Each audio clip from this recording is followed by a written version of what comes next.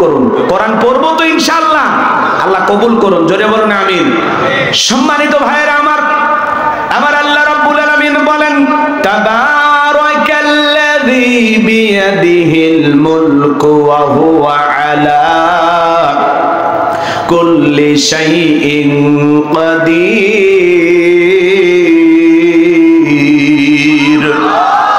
মহামান্বিত সেই সত্তা যার হাতে সর্বময় কর্তৃত্ব রাজত্ব পাওয়ার ক্ষমতা, তিনি হলেন সর্ববিষয়ে ক্ষমতাবান। সবকিছুর উপরে ক্ষমতা চলবে কার? আসমানে ক্ষমতা চলবে কার? জমিনে ক্ষমতা চলবে কার? লিল্লাহি মুলকুস সামাওয়াতি ওয়া মা ফিল আরদ। আকাশ আর জমিনের একচ্ছত্র মালিকানা কার? আসমান জমিনের সকল ক্ষমতা একমাত্র মালিক, সকল ক্ষমতার একচ্ছত্র মালিক আল্লাহর চাইতে বড় ক্ষমতাধর কেউ আছে? তাহলে পৃথিবীর সকল ক্ষমতার মালিক আল্লাহ। এর মধ্যে কি ডোনাল্ড ট্রাম্পের ভাগ আছে? ভারতের দাদার ভাগ আছে? সকল ক্ষমতার চাবিকাঠি আল্লাহর কুদরতি হাতে। সে আল্লাহ রাব্বুল আলামিন বলেন তাবারাকাল্লাযী বিয়াদিহিল মুলকু ওয়া হুয়া আলা কুল্লি শাইইন কাদির। মহামান্বিত সেই সত্তা যার হাতে সর্বময় কর্তৃত্ব রাজত্ব পাওয়ার ক্ষমতা, তিনি হলেন সব বিষয়ের উপরে ক্ষমতাবান, তিনি হলেন সব বিষয়ের উপরে শক্তিবান। তাহলে সকল ক্ষমতার একমাত্র মালিকে আসমান আর জমিনে আল্লাহর চাইতে বড় কেউ আছে? ওয়ালাম ইয়াকুল্লাহু কুফুয়ান আহাদ। আকাশ আর জমিনে আল্লাহর সমকক্ষ, আল্লাহর সমতুল্য আর কেউ নেই। চিৎকার মেরে বলুন আল্লাহু আকবার। তাহলে সকল ক্ষমতার একমাত্র মালিক। যারা বলে ক্ষমতার উৎস জনগণ, এরা পান দিয়া ফুলাই, কথা কয় না। ক্ষমতার উৎস কে? আল্লাহ। বলেন বলেন বলেন কে? ক্ষমতার উৎস জনগণ না, ক্ষমতার উৎস আল্লাহ। দিল দিয়া কথাগুলো বোঝার চেষ্টা করবেন। আল্লাহ রাব্বুল আলামিন সুন্দর করে জানিয়ে দিলেন রাজত্ব দেওয়ার মালিক কে। আমার আল্লাহ বলেন কুলিল্লাহুম্মা মালিকাল মুলকি তুতিল মুলকা মান তাশাউ ওয়া তানজিউল মুলকা মিম্মান তাশাউ ওয়া তুইজ্জু মান তাশাউ ওয়া তুযিল্লু মান তাশাউ বিয়াদিকাল খায়র ইন্নাকা আলা কুল্লি শাইইন কাদির। সূরা আলে ইমরানের 26 নম্বর আয়াত আল্লাহ রাব্বুল আলামিন জানিয়ে দিলেন রাজত্ব দেওয়ার মালিক আমি আল্লাহ। ক্ষমতার চেয়ারে বসানোর মালিক কে? জোরে বলেন। আচ্ছা ভয় পাচ্ছে? আমি বলছি না, একটু অপেক্ষা করেন, সামনে গেলে মজা পাবেন। একটু গোছায় এনে লিখেছেন তাফসিরুল কোরআন মাহফিল, একটু বোঝার দরকার আছে না নাই? ক্ষমতা দেওয়ার মালিক ক্ষমতার চেয়ারে বসাইলেই যে লোকটাকে সম্মান দেওয়া হলো এমনটা নয়। ক্ষমতার সম্মান দুইটা ভিন্ন জিনিস, কথা কয় না? এই পৃথিবীর জমিনে অনেক মানুষকে ক্ষমতার চেয়ারে বসাইয়াও জুতার বাড়ি খাইয়া চেয়ার থেকে বিদায় করছেন কে? নমরুদকে ক্ষমতার চেয়ারে বসাইয়া জুতার বাড়ি খাওয়ায়া বিদায় করছে কে? দেখলেন না শ্রীলঙ্কার দিকে জনগণের উপরে জুলুম করার কারণে জনগণ অতিষ্ঠ হয়ে নেতাকে বাঁকে পাইয়া কাপড় খুলে ক্ষমতার চেয়ার থেকে নামাইছে। ভাগ্যিস ভালো সেদিন হাফ প্যান্ট পরা ছিল, কথা কর না কে? এজন্য জুলুম করতে নাই। এই আস্তে বেটা, নাম খাই, মহিলা মানুষ না, মায়ের জাতি, সম্মান দিয়ে কথা বলা লাগবে, বোঝেন? আমাকে আমার লাইন মতো জবাব দেন, কি কই খালি শোনে, বাকি থাকলে পরে বলবেন। রাগ করতেছেন নাকি আপনারা? তাহলে ক্ষমতার চেয়ারে বসানোর মালিককে। কাউকে ক্ষমতা দিয়ে আল্লাহ তাআলা সম্মানিত করেন, আবার কাউকে ক্ষমতা দিয়াও লাঞ্ছিত করেন। এই পৃথিবীর ভূখণ্ডে অনেক মানুষকে ক্ষমতার চেয়ারে বসাইয়াও আল্লাহ কি করছে? অপমানিত করেছে, সাইজ করেছে, কথা কোন ঠিক না? ক্ষমতা পাইলে লাভ দেয়া যাবে না। ক্ষমতা আল্লাহর দেয়া নিয়ামত, জনগণের দেয়া আমানত। যারা এই নিয়ামত পেয়ে শুকরিয়া আদায় করে আর আমানতের সঠিক ব্যবহার করে, কথা কয় না কে? বোঝেন না? কথা বোঝেন না? আমানত, জনগণের দিয়ে আমানত, আমানতের খেয়ানত করা যাবে না। ক্ষমতা পাইলে কি করা লাগবে? আদল ইনসাফ প্রতিষ্ঠিত করা লাগবে, ন্যায় বিচার কায়েম করা লাগবে, মানুষের অধিকার প্রতিষ্ঠিত করা লাগবে, কোরআন সুন্নাহর বিধান মোতাবেক সমাজ রাষ্ট্র পরিচালনা করা লাগবে। কথা বলেন ঠিক কিনা? কিন্তু ক্ষমতা পাইয়া বাপ দাদার কিচ্ছা কাহিনী দিয়া মানুষের তৈরি করা নিয়ম নীতি দিয়ে রাষ্ট্র পরিচালনা করে, এই জন্য সমাজে শান্তি আসে না। আমার ভাইয়েরা, যারা ক্ষমতার চেয়ারকে বাপ দাদার পৈতৃক সম্পত্তি মনে করে, নিজের বাপ দাদার জমিদারি মনে করে, এই পৃথিবীর ভূখণ্ডে যারা ক্ষমতার চেয়ারে বসে মানুষের প্রতি জুলুম করে, মানুষের রক্ত নিয়ে খেলা করে, ওই সমস্ত জালেমদেরকে আল্লাহ ক্ষমতার চেয়ার থেকে লাঞ্ছিত করে বিদায় করে। কথা বলেন ঠিক কিনা? এই জন্য আল্লাহ রাব্বুল আলামিন বলেন, ক্ষমতা দেওয়ার মালিক আমি আল্লাহ, ক্ষমতা কেড়ে নেওয়ার মালিক আমি আল্লাহ। তাহলে চেয়ারে বসান যিনি, বেয়াদবি করলে থাপ্পড় মেরে চেয়ার থেকে নামায়া দেয় তিনি। চেয়ারে বসানোর মালিক আল্লাহ, নামানোর মালিক আল্লাহ। 41 সাল পর্যন্ত স্বপ্ন দেখছিল, আছে কত স্বপ্ন, কত বাহাদুরি। আমি যখন মাঝে মাঝে তাদের বক্তব্য শুনলাম অবাক হয়ে যাইতাম যে 100 বছরের প্ল্যান তারা তৈরি করে রাখছে, 100 বছরে। কিন্তু 24 সালের 5 আগস্টে ভাগ্যে কি আছে আল্লাহর ওলিরা জানতো না। কথা কন, বড় বড় কথা বলতো, দাম্ভিকতা অহংকার করতো। আমাদের ঈশ্বর চাচাকে বলা হয় স্বৈরাচার শাসক। ঈশ্বর চাচা ক্ষমতার থেকে পদত্যাগ করে জেলে গেছে, দেশ ছাড়েনি, বাপের বেটা। কথা বলেন, দেশ নেত্রী বেগম খালেদা জিয়া জেল খেটেছেন, অসুস্থ হয়ে দেশে পড়েছিলেন, দেশ ছাড়েনি, বাপের বেটি। কাতারের আমির বিমান পাঠাইছে রাজকীয় ভাবে বিদেশে গেছে চিকিৎসা করার জন্য। হ্যাঁ, কয়েকদিন আগে ঈদের দিনে দেখলেন না, লন্ডনের পার্কে আল্লাহর বান্দি ঘুরতেছে, সাথে বিএনপির ভারপ্রাপ্ত চেয়ারম্যান জনাব তারেক রহমান মাকে সঙ্গে নিয়ে ঘুরতেছে। কথা কন ঠিক কিনা? তাহলে কেউ যায় রাজকীয় ভাবে সম্মান নিয়ে দেশের বাইরে, আর কেউ ক্ষমতার চেয়ার থেকে পালিয়ে যায়। কথা বলেন ঠিক কিনা? এটাই আল্লাহর খেলা, এটা আল্লাহর ফয়সালা। আমরা বারবার বললাম ম্যাডাম পদত্যাগ করেন, আল্লাহ বলেন কিসের পদত্যাগ? ওরা যে অন্যায় অপরাধ করেছে, শুধু পদত্যাগ না, আমি আল্লাহ দেশ ত্যাগ করতে বাধ্য করব। ইন্না বাতশা রাব্বিকা লাশাদীদ, আল্লাহর পাকড়াও বড় কঠিন। আল্লাহ ধরে ধরে না, যেদিন ধরবে মামু বাড়ি দিল্লি গিয়ে পড়বে। কথা বলেন ঠিক কিনা?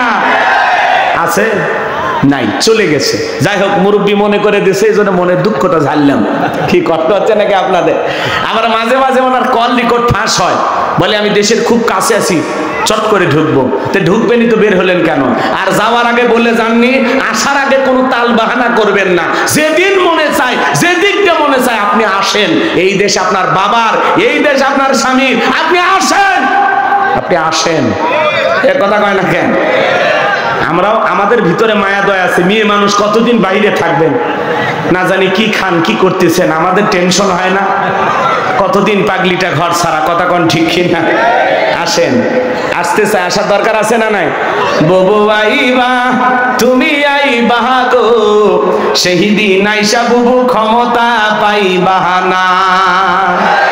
খোঁজ নাই বুবু কাদের কাকার, অবস্থা খারাপ দরবেশ বাবার, হাউন আঙ্কেল এখন সামনে আসে না। নেতা কর্মী সব জেলের ভিতর, আমি আছি ডরের ওপর, কখন জানি আসে গ্রেফতারি পরোয়ানা। বুবু আইবা, তুমি আইবা গো, সেই দিন আইসা বুবু চিয়ার পাইবা না। ক্ষমতার চেয়ার থেকে নামা সহজ, কিন্তু এই চেয়ারে ওঠা কঠিন। কথা বলে ঠিক না?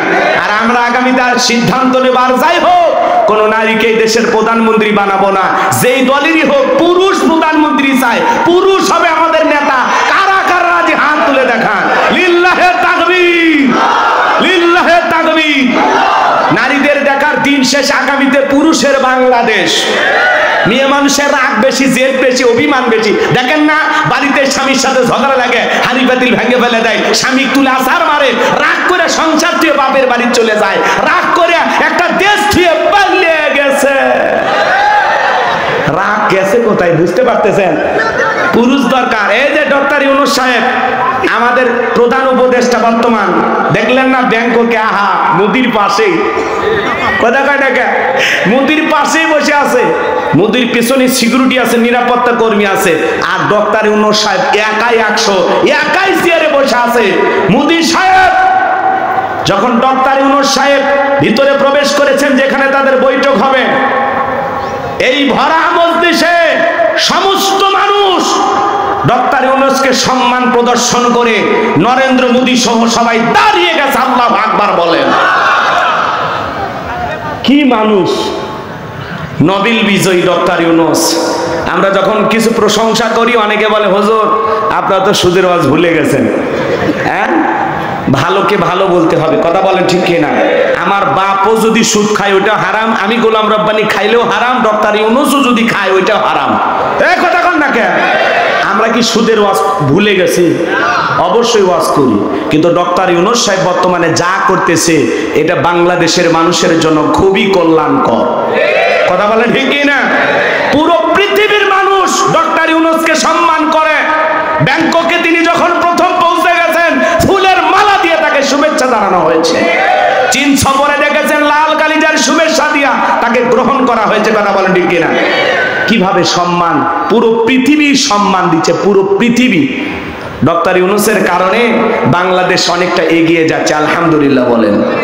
এই মানুষটাকে বাঁকা চোখে দেখার কোনো সুযোগ না। পুরুষ পুরুষ কি বলেন? বাজারে আগুন আছে, বাজার ঠান্ডা, কারণ পুরুষের হাতে যে এখন ক্ষমতা, কথা বলেন। আগের মতো বেশি সমস্যা আমরা আছি নাই, আলহামদুলিল্লাহ। রমজানে কারেন্ট যায়, তারাবিতে কারেন্ট যায়, হ্যাঁ 6 রাকাত 8 রাকাত পরে মনের দুঃখে বাইরে আসা লাগে, আবার বিদ্যুৎ এলে দৌড়ে যা, আল্লাহু আকবার। আর এইবার একবারও বিদ্যুৎ যায়নি, কথা কন ঠিক কিনা? তারাবিতেও যায়নি, সিয়ারিতেও যায়নি, শান্তি শান্তি শান্তি, আলহামদুলিল্লাহ কন। আর আলু যেই পরিমাণে হয়েছে জমি, মানে আল্লাহ ঢালিয়া দিছে। হ্যাঁ, আলু 20 টাকা, আর ওরা খাওয়াইছে 70 টাকা। তার মানে কি, পুরুষ সমাজের অভিভাবক হইলে কল্যাণ আছে না নাই, বরকত আছে না নাই? ডক্টর ইউনূসের জন্য দোয়া করবেন। নরেন্দ্র মোদী পাশে বৈশা বলতেছে আপনি ভারতের সাথে যতগুলো চুক্তি করতে চান, যা যা চান, আপনার কথাই শেষ কথা। আল্লাহু আকবার বলেন। হ্যাঁ, নরেন্দ্র মোদীর মতো মানুষ মুখ শুকিয়ে গেছে, ডক্টর ইউনূসের দেখে মুখ কি শুকিয়ে গেছে, কলিজার টানি নেই। কার কাছে বসে আছি? বাঘের বাচ্চা। বাংলাদেশ থেকে গেছে কে? ডক্টর ইউনূস মানে কি? বাঘের বাচ্চা। আল্লাহু আকবার কর। হ্যাঁ, আল্লাহ সম্মান দিয়েছে। যেই মানুষটাকে টুপ করে সেতুর থেকে ফেলে দিবি, আজকে সেই মানুষ টুপ করে চেয়ারে বসে আছে, কথা কন। কে বসায়? আমার কথা কি বুঝতেছেন? তাহলে ক্ষমতা দেওয়ার মালিক ডক্টর ইউনূস, যে বর্তমানে আমাদের প্রধান উপদেষ্টা, ক্ষমতা দিয়েছেন কে? আর ডক্টর ইউনূসকে পুরো বাংলাদেশের 20 কোটি মানুষ সমর্থন দিয়েছে। আমরা চাই আগামী আরো 5 বছর ডক্টর ইউনূস সুন্দর করে দেশটা পরিচালনা করুক, আরো বাংলাদেশকে এগিয়ে নিয়ে যাক, কথা বলেন ঠিক না? লাল সবুজের পতাকা তার হাতেই মানায়। কি চমৎকার মানুষ, কথা বলেন না কেন? অনেকে অনেক কথা বলতেছেন, আমরা বলতেছি এই মুরব্বী মানুষটা আরো কিছুদিন থাক, কথা কন। থাকার দরকার আছে না নাই? থাক। একটা লাইন মতো দেশটাকে নিয়ে যায় সুন্দর করে গোছাইয়া সাজাইয়া দিয়ে আপনাদের হাতে তুলে দিয়ে যাবেন, সমস্যা নেই। এই লোকটাকে বাধা দেবেন না, কথা কন। যেভাবে এগিয়ে যাচ্ছেন, আর পুরো পৃথিবীর বিশ্বের বড় বড় লিডাররা সালাম দেয়, সম্মান প্রদর্শন করে। চীনের প্রেসিডেন্ট বলেন, আমেরিকার প্রেসিডেন্ট বলেন, পুরো পৃথিবীর বড় বড় লিডাররা এই মানুষটাকে চেনে, কথা বলে নাকি? এমন একজন মানুষ আমাদের প্রধান উপদেষ্টা। কষ্ট হয়? দোয়া করবেন তো ইনশাআল্লাহ। তাহলে বলেন, ক্ষমতা দেওয়ার মালিককে, কেড়ে নেওয়ার মালিককে। কত ইজ্জু মান তাশা ওয়া তুযিল্লু মান তাশা, সম্মান দেওয়ার মালিককে, লাঞ্ছিত করার মালিককে। বিয়াদিকাল খায়র, সকল কল্যাণের চাবি কাটি কার হাতে? ইন্নাকা আলা কুল্লি শাইইন কাদির।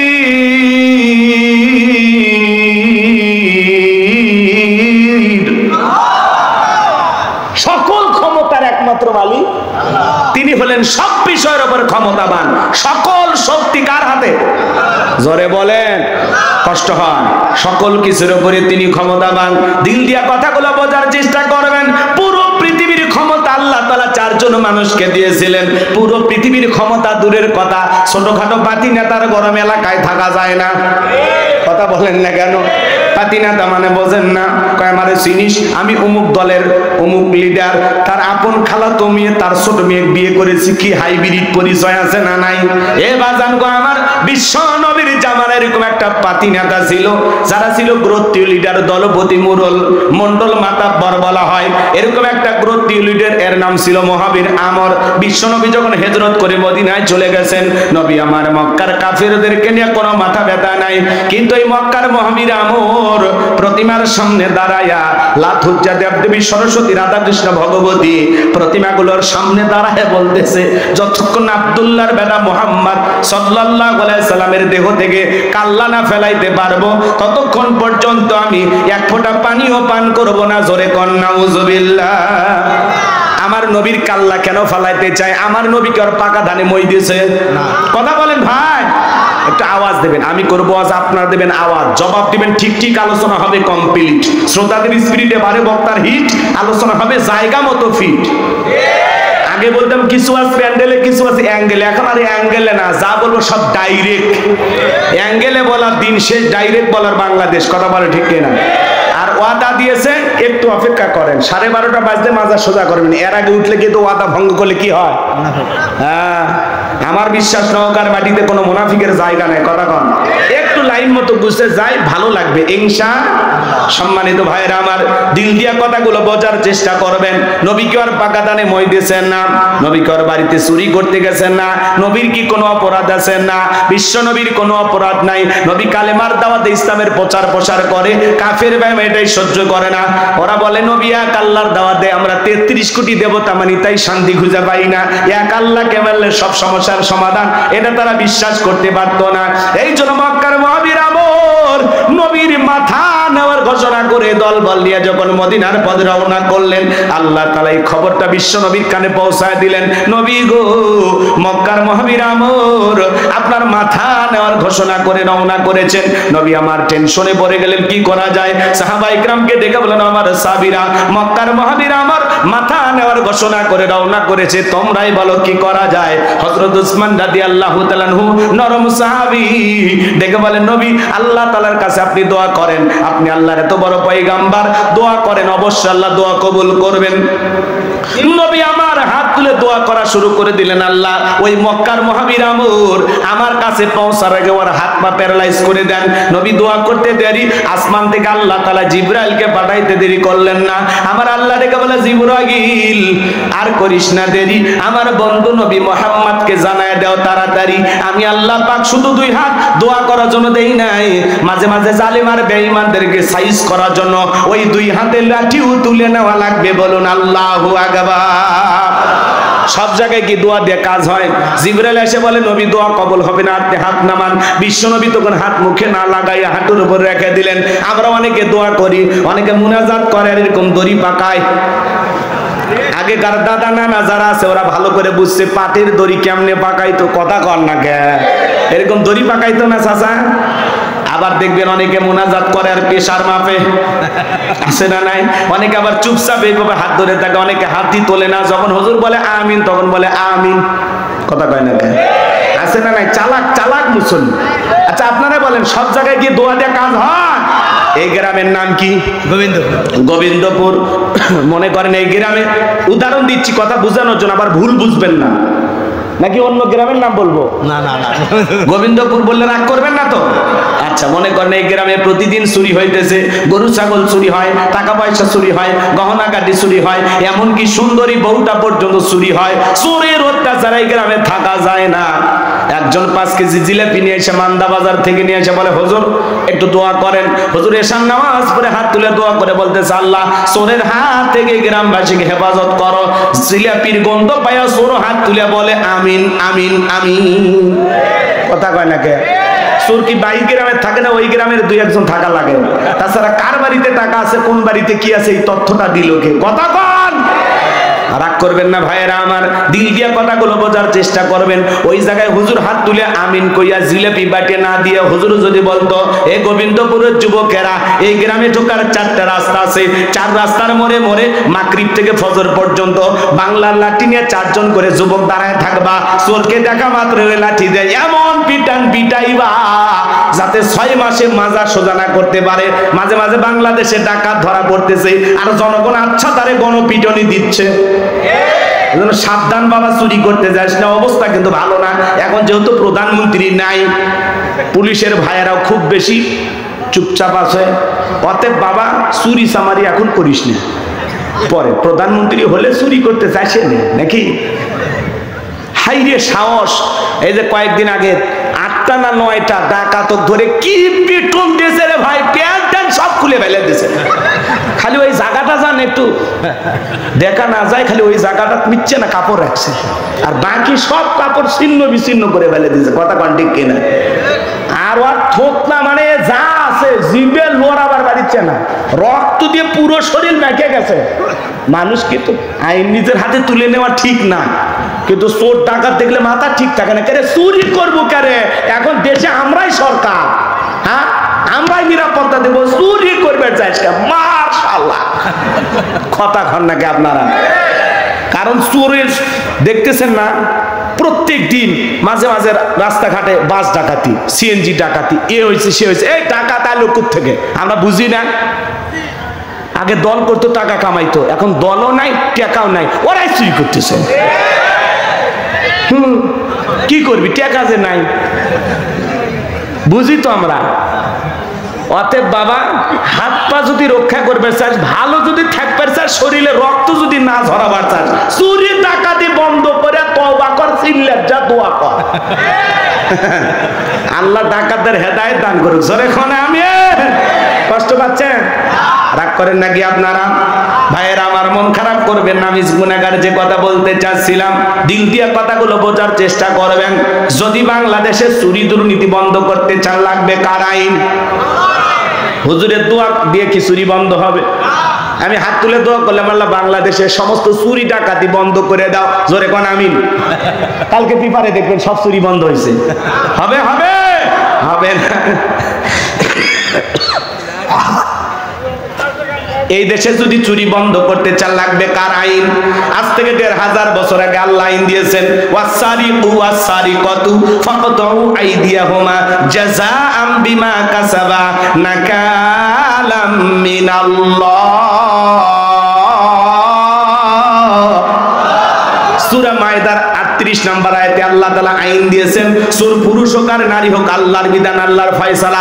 অপরাধ যদি প্রমাণিত হয়, চোরের হাত কেটে দাও। একটা চোরের হাত কেটে যদি বাইতুল মোকাররমের সামনে নিয়ে এসে সোশ্যাল মিডিয়ার মাধ্যমে ফলাও করে প্রচার করতে পারতাম যে বাংলার পার্লামেন্টে আইন পাস করা হলো, চুরি করলে হাত কেটে দেওয়া হবে, একটা চোরের হাত কেটে বিচার করেন, বাংলাদেশের সমস্ত চোরেরা তওবা করে আল্লাহর ওলি হয়ে যাবে। কিন্তু কে শোনে কার কথা? আজও গেল না মনের ব্যথা। এখন উচিত কথা যদি কই, পিঠের ওপর দিয়া যাবি মই। এই আনন্দে কিছু লোক কিনে খাবে বগুড়ার স্পেশাল দই। যত দোষ নন্দ ঘোষ, সত্যটা বললে দোষ, করলে অন্যায়ের প্রতিবাদ, নামটা হবে তোমার মৌলবাদ, নামটা হবে তোমার জঙ্গিবাদ। কে আল্লাহর আইন চালু করবে? সরিষাই তো ভূত। নেতা আল্লাহর আইন চালু করবে? ওরে বাবা, এই হাত দিয়ে যে পরিমাণে দুর্নীতি করছে, আমার হাত তো প্রথম কাটা যাবে। কথা কন। তাহলে সৎ মানুষকে সমাজের নেতা বানানোর দরকার আছে না নাই? সামনে গেলে কথা আরো বুঝতে পারবেন বাজান গো আমার। এই জমিনে আল্লাহর আইন চালু হোক, কারা কারা আছে না একটু হাত তুলে দেখান। লিল্লাহে তাকবীর। আল্লাহর বিধানে শান্তি, আল্লাহর বিধানে মুক্তি। আল্লাহর আইন যতদিন চালু হবে না, লন্ডন আমেরিকার আইন দিয়া ভারতের পানি ভরা দিয়া 56,000 বর্গ মাইলের 56 ইঞ্চি মাটিতেও কঠিন কালে কোন নেতা শান্তি প্রতিষ্ঠিত করতে পারবে না। এই দেশে চুরি দুর্নীতি খুন টেন্ডারবাজি ধর্ষণ বন্ধ করতে হলে আল্লাহর আইন চালু করা ছাড়া বিকল্প কোনো পদ্ধতি খোলা নাই। দিল দিয়ে কথাগুলো বোঝার চেষ্টা করবেন। জিবরাইল এসে বলে, নবী দোয়া কবুল হবে না। নবী তখন হাত নামায় ফেললেন। জিবরাইল বলে, নবী আল্লাহ তাআলা বলেছেন দোয়া কবুল হবে না।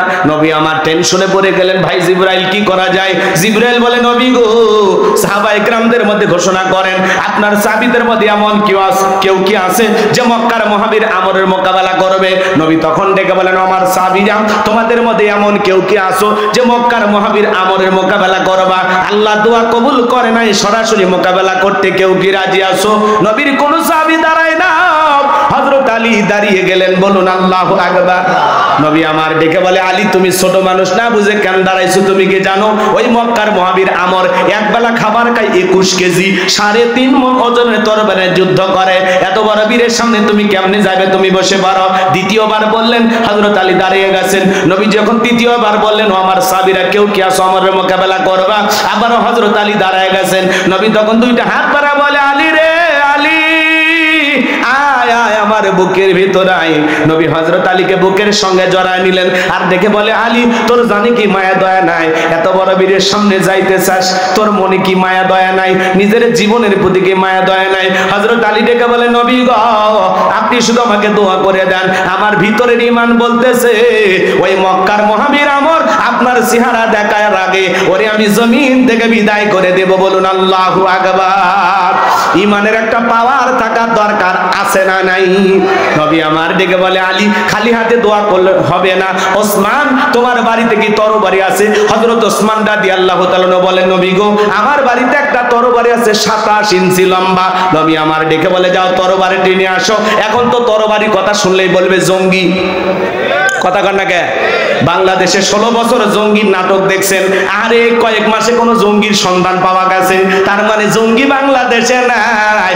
ওরা একটা রুমের ভিতরে বোমা রাইখা 2-4টা মৌলবী হুজুর নিয়ে যায় ভিতরে ঢোকায়া দিয়া জঙ্গির নাটক কইরা দেশের মানুষের ভিতরে আতঙ্ক সৃষ্টি করেছিল। কথা বলেন ঠিক কি না? কোন জঙ্গি নাই, এখন জঙ্গি পাওয়া যায় না কে? নাটক, কত যে নাটক জানতো। শোনেন, কোন স্বৈরাচার ফ্যাসিস্ট জালেম যদি ক্ষমতার চেয়ারে টিকতে তাই এরা প্রত্যেক মাসে মাসে ইস্যু তৈরি করে, নতুন নতুন ইস্যু। ছাগল কাণ্ড, জায়েদ খান কাণ্ড, হিরো আলম কাণ্ড, এ কাণ্ড সে কাণ্ড, পাবলিক খালি পরিমণি হিরো আলম জায়েদ খান নিয়ে ব্যস্ত থাক, আর ওরা বছরের পর বছর ক্ষমতায় টিকে থাকে। আমরা জানি না 16 বছর হলো কেমনে। হ্যাঁ, আমরা খালি হলে নিয়ে ব্যস্ত থাকি। কথা কন, ক্ষমতাতে এসেই বিডিআর বিদ্রোহ কি হইল? মেরে ফেলে দিল, দিয়ে কয় ওরা মরছে। মানুষ পাগলা না, কিচ্ছু বোঝে না। এখন সব গোপন তথ্য ফাঁস হচ্ছে। একটু অপেক্ষা করেন, সামনে যায়। কষ্ট হচ্ছে নাকি আপনাদের? বিরক্ত হইতেছেন কোনো কথা? খারাপ লাগার তো কথা না, কারণ এখন আমরা সবাই আপন মানুষ। কথা কয় না, ভেজাল আছে কারো অন্তরে? ভেজাল আছে? এলে কথা বললে কি চোখ মুখ মলিন হয়? অন্তরে কষ্ট লাগে নাকি? তাহলে এখনই কন, আপনার অন্তর আমরা ওপেন হার্ট সার্জারি করে এখনো ভালো করে দিচ্ছি, কারণ আপনার ভিতরে ভেজাল রেখে শোনাবো না। অন্তর ক্লিয়ার করেন, কথা বলেন। কি খারাপ লাগে? যুবক ভাইরা চলবে লিল্লাহে তাকবীর। হযরত ওসমান তরবারি এনে দিলেন। নবী আমার হযরত আলীর হাতে তরবারি ধরা দিলেন। হযরত আলী তরবারি পারে মারছে দৌড়, দৌড়াইতে দৌড়াইতে দৌড়াইতে আমরের মুখোমুখি হয়ে গেল। যখন আমর দেখে বলে, কি রে পিচ্চি আলী, তুই কেন আমার সামনে? হযরত আলী বলতেছে, পিচ্চি নাকি পরে বুঝাইতেছি, জোরে কোন মারহাবা। কথায় আছে ছোট মরিচের ঝাল বেশি। হযরত আলী এইবার তরবারিতে দাগ টানতেছেন, দাগ টানা বোঝেন তো? আর একটা দোয়া পড়তেছেন। এই দোয়া পড়ে বাড়ির চতুর্দিকে যদি ফু দিতে পারেন, পানি ছিটায় দিতে পারেন, বড় বড় দুর্ঘটনার হাত থেকে আল্লাহ আপনার পরিবারকে হেফাজত করবেন। জোরে বলুন আল্লাহু আকবার। হযরত আলী এবার দোয়া পড়তেছেন আর দাগ টানতেছেন। দাগটা টানা শেষ হয়ে গেল যখন তরবারিটা উঁচু করে বলতেছে, এই মক্কার মহাবীর আমর, কাফেরের বেটা আমর, তোর যদি সাহস থাকে দাগটা পার হয়ে দেখ। আল্লাহু আকবার কোন। তরবারিটা উঁচু করে বলতেছে, এই মক্কার মহাবীর আমর, তোর যদি সাহস থাকে দাগটা পার হয়ে দেখা। এ আয় আয়, খেলা হবে, আয়। আল্লাহু আকবার কোন। বাড়িতে ঢুকছে চোর, বাড়িওয়ালা ল্যাংরা দুটো পায় না, কিছু না পারুক, যদি খালি আওয়াজ দেয়, চোর থাকবি না, ভাগে দৌড় মারবি। চোরের যদি কাজ হয়, কি বলেন, ওই চোর চুরি করবে গেলে ধরা খাবি কিনা?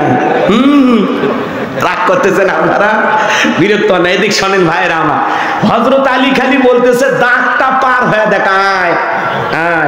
হযরত আলী আর আমর বাজা বাজা ভাব পুরো ঘটনাটাই শুনবেন। কারা কারা একটু হাত তুলে দেখান তো দেখি, লিল্লাহি তাকবীর। হাত নামান আমার ভাইরা, আমার আল্লাহ রাব্বুল আলামিন বলেন তাবারাকাল্লাযী বিয়াদিহিল মুলকু ওয়া হুয়া আলা কুল্লি শাইইন কাদির। মহামান্বিত সেই সত্তা যার হাতে সর্বময় কর্তৃত্ব রাজত্ব পাওয়ার ক্ষমতা, তিনি হলেন সব বিষয়ের উপরে ক্ষমতা বান। আমি যে কথা বলতে চাচ্ছিলাম বাজান, পুরো পৃথিবীর ক্ষমতা আল্লাহ তাআলা চারজন মানুষকে দিয়েছিলেন। এর মধ্যে দুইজন ঈমানদার আর দুইজন হলো কাফের। দুইজন ঈমানদারের মধ্যে একজনের নাম হলো নবী সুলাইমান। সুবহানাল্লাহ। নবী সুলাইমান আলাইহিস সালামকে আল্লাহ রাব্বুল আলামিন পুরো পৃথিবীর রাজত্ব বাদশাহী দান করেছিলেন। সুন্দর একটা তক্তের সিংহাসন আল্লাহ তাআলা দিয়েছিলেন। বাতাসকে অর্ডার করা মাত্রই সেই তক্তের সিংহাসন পয়গম্বরের যেখানে ইচ্ছা করতেন সেখানে উড়ায় নিয়ে যাইতেন। বলুন সুবহানাল্লাহ। একটু জোরে কোন সুবহানাল্লাহ। এখন জাহাজ গাড়ি হাওয়াই চলে ওগো কলেরই বিধান। একদিন বিনা কলে হাওয়াই চলতো নবী সুলাইমান, মোরা সেই মুসলমান। নবী সুলাইমান আলাইহিস সালামকে আল্লাহ রাব্বুল আলামিন পুরোটা পৃথিবীর রাজত্ব কর্তৃত্ব দান করেছিলেন। নবী সুলাইমানের ইতিহাস ঘটনা যদি বলতে চাই সারা রাত চলে যাবে, বলা শেষ হবে না বাজান গো আমার। তাহলে এক নাম্বার নবী সুলাইমান আলাইহিস সালামকে আল্লাহ তাআলা পুরো পৃথিবীর রাজত্ব বাদশাহী দান করেছিলেন। আর দুই নাম্বার একজন ঈমানদার যাকে আল্লাহ তাআলা পুরো পৃথিবীর ক্ষমতা দিয়েছিলেন, যেই বাদশার নাম বাদশা জুলকারনাইন। আল্লাহু আকবার বলেন। এই পৃথিবীর ভূখণ্ডে এক নয় দুই নয় আল্লাহ তাআলা 1600 বছর হায়াত দিয়েছিলেন। সূর্য উদয় হইতে সূর্য অস্তগামী পর্যন্ত, পূর্ব থেকে পশ্চিম পর্যন্ত পুরাটা পৃথিবীর রাজত্ব বাদশাহী আল্লাহ তাআলা বাদশা জুলকারনাইনকে দিয়েছিলেন। ইয়াজুজ মাজুজের ঘটনা আপনারা অনেকে শুনেছিলেন। তাদের জন্য যে বিশাল প্রাচীর নির্মাণ করে দিয়েছিলেন যেই বাদশা, সেই বাদশার নাম বাদশা জুলকারনাইন। আল্লাহু আকবার।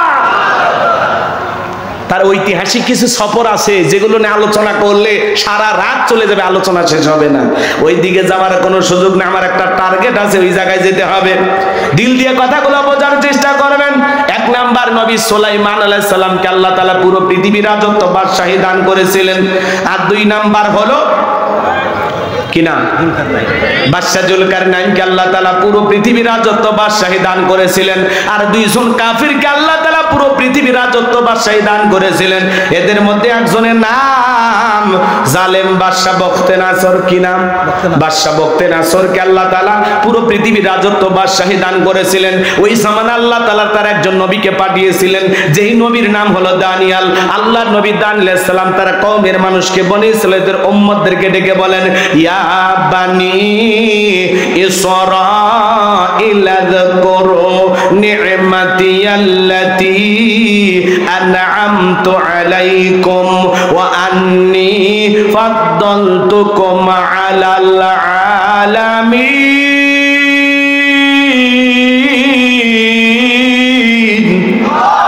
আল্লাহর নবী দানিয়াল আলাইহিস সালাম ডেকে বলেন, ও বনি ইসরাঈল উম্মতেরা, তোমরা দাম্ভিকতা করো না, অহংকার করো না। তোমাদের বাপ দাদা ক্রীতদাস ছিল, গোলাম ছিল, মানুষের বাড়িতে চাকরে কাজ করত। সেখান থেকে আল্লাহ তাআলা তোমাদেরকে মুক্ত জীবন দিয়েছে, স্বাধীন জীবন দিয়েছে। আল্লাহর নিয়ামতের প্রশংসা আদায় করো, আল্লাহর কৃতজ্ঞতা আদায় করো। সকল প্রশংসার মালিক কিন্তু সেই রব, সেই রবের শুকরিয়া আদায় করো। উম্মতের ডেকে বলে, পয়গম্বর, পুরান দিনের গল্প শোনায় লাভ নাই। বাপ দাদা কি করেছিল আমরা জানতে চাই না, আমরা ভালো আছি, আমাদের কোনো টেনশন নাই। আল্লাহর পয়গম্বর ডেকে বলে, ও আমার উম্মতেরা, কোনো সময় আছে গাছের পূজা করো না, মাছের পূজা করো না, চন্দ্রের পূজা করো না, সূর্যের পূজা করো না, এখনো সময় আছে, এক আল্লাহর ইবাদত করো। কিন্তু নবী দানিয়াল আলাইহিস সালামের কথা বনি ইসরাঈল উম্মতেরা শোনে না। তারা ছিল চালাক ঠেটা। চালাক ঠেটা, ঠেটা মানে বোঝে ঘাড় বেঁকা, বেশি বোঝে। এই তো ভালোই তো বুঝছেন আপনারা, মানে বুঝাবেন একটা, ওই এক লাইন বেশি বোঝে। আল্লাহ নবী যদি বলতো আযাব আসবে, কয় আযাব আগে নিয়ে আসেন দেখি, মানে এরকম চালাক ছিল তারা। কথা কি বুঝতে পারতেছেন? আল্লাহ নবী দানিয়েল আলাইহিস সালাম সকালে দাওয়াত দেয়, বিকালে দাওয়াত দেয়, সন্ধ্যায় দাওয়াত দেয়, কোনো মতেই তারা দাওয়াত গ্রহণ করে না। লম্বা ঘটনা, লম্বা ইতিহাস, সংক্ষিপ্ত করে একটু বলে দেওয়া যায় বাজান গো আমার। আল্লাহ নবী দানিয়েলের কথা যখন তারা কোনো মতেই গ্রহণ করলো না, পরিশেষে আল্লাহ নবী দানিয়েল থেকে বলে, ও বনি ইসরাঈল উম্মতেরা শোনো, আমার জাতির মানুষেরা, কওমের মানুষের শোনো, কোন মানুষ যদি দাম্ভিকতা করে, অহংকার করে, খোদাদ্রোহী হয়ে যায়, আল্লাহ তাআলা তখন ওই কওমের মানুষের উপরে দুই ধরনের আযাব আর গজব পাঠায়। এক নাম্বার হলো আসমান জমিনের গজব দিয়ে আল্লাহ তাদেরকে ধ্বংস করে দেয়, আর না হয় তাদের ভাগ্যে জালেম শাসক পাঠায়া দেয়। জনগণ হবে যেমন, দেশের নেতাও হবে তেমন। এই যে এটা আসল জায়গা, একটু অপেক্ষা করেন। কষ্ট হচ্ছে? ভালো করে বোঝার চেষ্টা করবেন বাজান গো আমার। আল্লাহ তাআলা তখন ওই কওমের উপরে জালেম বাদশা বখতিয়ানাসরকে পাঠায়া দিল। বাদশা বখতিয়ানাসর যখন ক্ষমতার চেয়ারে বসে গেল, হাজার হাজার নিরপরাধ মানুষ জেলখানায় বন্দী করতে লাগলো, মানুষের সম্পদগুলো লুটে নিতে লাগলো। শুধু তাই নয়, আল্লাহর নবী দানিয়েল আলাইহিস সালাম সহ তার ৭০,০০০ উম্মতকে জেলখানায় বন্দী করলো। আল্লাহর নবী কোন জায়গায়? জেলখানায়। জোরে বলেন কোন জায়গায়? নবী যদি জেলখানায় যায়, আজকে যারা নায়েবে রাসূলের ভূমিকা পালন করবে, যারা কোরআন সুন্নাহর হক কথা বলবে, মাঝে মাঝে নবীদের সুন্নত আমল করার জন্য মাঝে মাঝে তাদেরকেও জেলখানায় যাওয়া লাগতে পারে। আর আলেমেরা যদি জেলখানায় যায়, সম্মান কমে না বাড়ে? জোরে বলেন। আলেমদেরকে মানুষ কলিজাতে মহব্বত করে, আলেমদের বিরুদ্ধে নানামুখী ষড়যন্ত্র করে, মিথ্যা অপবাদ দিয়া যুগের পর যুগ জেলখানায় বন্দী করেছিল। বলেন তো বাজান, মুফতি আমির হামজা ভাইকে যারা 3 বছর জেলখানায় বন্দী করে রেখেছিল, এতে আমির হামজা ভাইয়ের সম্মান কমেছে না বেড়েছে? আল্লামা মামুনুল হক শাইখুল হাদিস, ইবনে শাইখুল হাদিস, তার বিরুদ্ধে যারা মিথ্যা অপবাদ দিয়ে জেলখানায় বন্দী করে রেখেছিল, এতে কি শাইখুল হাদিস আল্লামা মামুনুল হকের সম্মান কমেছে না বেড়েছে? কথা কি বোঝে নাকি রাগ করতেছেন? মাঝে মাঝে আলেমরা জেলখানায় গেলে মন খারাপ করা যাবে না। মনে করবেন নবীদের সুন্নত আমল করতেছে, আর জেলখানায় গেলে খাঁটি মুমিন পুরে আরো খাঁটি হয়। এটা তার জীবনের পরীক্ষা। কথা বলেন ঠিক কিনা? রাগ করে? পুরুষের জন্য জেলখানা আপনারা ডায়লগ দেন, তো হুজুর যদি জেলখানায় যায়, চোর বদমাইশ এরা জেলখানায় গেলে, একটা মুরগি চুরি করে জেলখানায় গেছে, ডাকাতের সাথে ধাক্কা গেছে, ডাকাত কয় কি চুরি করছিস? কয় মুরগি। বেটা মুরগি চুরি করছিস? যাই মুরগি চোর হয়ে ঢোকে, আর ডাকাতের সৌবত পায়ে ডাকাতি শেখার ট্রেনিং নিয়ে বের হয়, আর ওখানে লেখায় রাখিব নিরাপদ, দেখাবো আলোর পথ। কথা কয়? আর জেলখানায় এক মহিলা খাবার নিয়ে গেছে, হাত দিচ্ছেন না, হাড়ের ভিতরে ইয়াবা ট্যাবলেট ঢুকে নিয়ে গেছে। মানুষ কি আপডেট হয়ে গেছে। কয়েকদিন আগে দেখলাম এক লোক মাথার আলগা চুল লাগায় না ভাই, চুল কথা কন না কেন, এই চুল লাগাছে আলগা চুল, চাচা এর ভিতরে ইয়াবা ট্যাবলেট ঢুকে দিছে। মানুষ কি মানে, মানুষের মাথার বুদ্ধি দেখে অবাক হয়ে যাবে, মানুষের এত বুদ্ধি। হাই রে, মাথার চুলের ভিতরে ইয়াবা ট্যাবলেট নিয়ে ঘুরতেছে, আর পুলিশ কেমনে যে টের পায়, এরাও এক জিনিস। হ্যাঁ কি ভাই কি কর, মাথার চুলত ইয়াবা ট্যাবলেট, সেই খবরও পুলিশ জানে। কি মনে করেন তাহলে রাগ করতেছে? রাগ করবেন না ভাইয়ের আমার, মন খারাপ করবেন না। এরকম মাঝে মাঝে দেখবেন লাইয়ের ভিতরে, কুমড়ের ভিতর, তরমুজের ভিতরে ইয়াবা ট্যাবলেট। হাই রে মানুষ এত চালাক। কথায় আছে শিয়ানার ওপরও শিয়ানা থাকে। কথা কন ঠিক কিনা? শেরের ওপর শশের আছে না? তো তোমরা 2 নাম্বারই করতে যা যত পদ্ধতি ব্যবহার করবা ওইটা জানা আছে। কথা কয় মহিলা মানুষ যারা এই যে চোরা কারবারি করে, এই 2 নাম্বার ইয়াবা ট্যাবলেট এগুলো ব্যবসা করে, এরা আবার দেখবেন এই জায়গায় এমন সিস্টেমে নেয়, মনে হয় 6 মাসের গর্ভবতী, পরে দেখে পেটত বাচ্চা না, আছে কি ট্যাবলেট। কথা এরকম আছে না? নাই। রাগ করতেছেন মনে হয়, মন খারাপ করবেন না ভাইয়েরা আমার। এজন্য চোর ডাকাত বদমাইশ যদি জেলখানায় যায়, মানুষ তাদেরকে ঘৃণা করে, কিন্তু আলেমেরা যদি জেলখানায় যায়, তাদের সম্মান কমে না বারে। আলেমদেরকে মানুষ কলিজা দিয়ে মহব্বত করে, হেরে যাবে ওদের হিংসা, জিতে যাবে আমাদের ভালোবাসা। ডক্টর মিজানুর রহমান আজারি ভাই 4.5 বছর বাংলাদেশের বাহিরে ওরা রেখেছিল, দেশে আসতে দেয় নাই, দেশের মানুষটাকে দেশে প্রবেশ করতে দেয় নাই। আজকে ডক্টর মিজানুর রহমান আজারি ভাই 4.5 বছর পরে বাংলাদেশে এসে এমন এক ইতিহাস সৃষ্টি করেছেন, লক্ষ লক্ষ মানুষ পঙ্গপালের মতো, পাগলের মতো তার মাহফিলে কোরআনের কথা শোনার জন্য যায়। বীরের বেশে বাংলাদেশে ফিরে এসে কোরআনের কথা বললেন। আর যারা তাকে আসতে বাধা দিয়েছিল তারা চোরের মতো পালিয়ে গেছে।